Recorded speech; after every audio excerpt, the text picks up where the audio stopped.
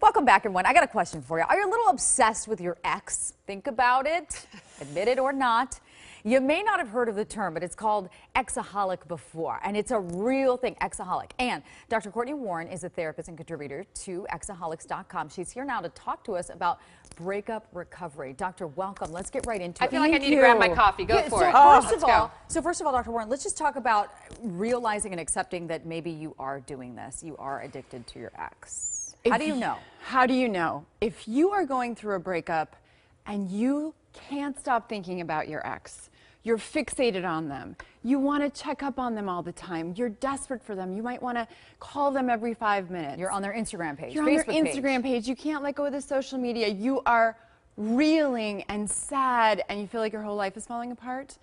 That is really love addiction. And what's really interesting about love addiction is that we don't tend to think of romance as being a chemical process in your brain. But in actuality, what happens when you're madly in love, all of those cravings and all the feelings that you have for your partner, it activates the same areas of your brain that are activated when you're using an illicit drug like cocaine.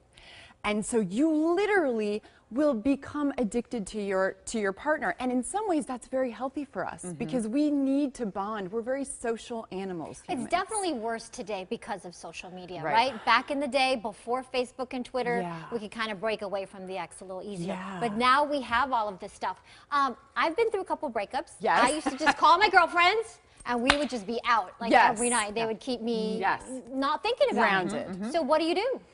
Well, the first thing that you have to do is acknowledge that you're struggling and that actually there are communities to help you through this process. One, there's nothing wrong with you.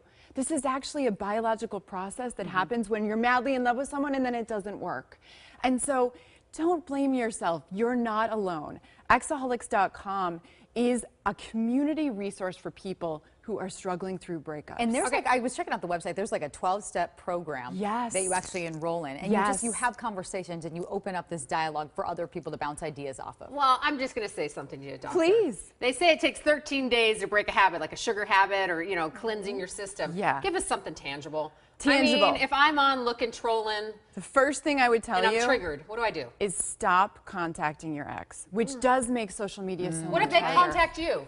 Don't drunk text, Megan. Don't do that. All of that. I did. You need abstinence. Should you block them? Should you block them to say, I'm not going to do this? I think you should. And I realize that gets very complicated if you're going through a divorce. Maybe you have children. Maybe it's not so easy to really remove yourself. Well, do you find people still if they have something yours, you want a reason to contact them? Do you feel people linger too much? So just very cut much. it off? Because what you're doing is, once you remove yourself from your ex, your dopamine in your brain is tanking and you're feeling horrible. But the minute you get that little information, that little twinge, you're getting a little tiny dopamine hit that in the short term feels great and in the long term doesn't help you at all. It's just going to make the breakup longer and harder to get over. Okay, so we all want to go clean starting today. How long is it going to take for us to start feeling better?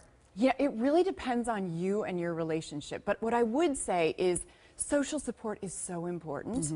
Normalizing it is so important. Having those girlfriends to go out with, and sometimes talking with other people who are going through a breakup and struggling as much as you are is really, really helpful in not feeling so alone and not feeling so hopeless in the process, because it does get easier and you can come out of it.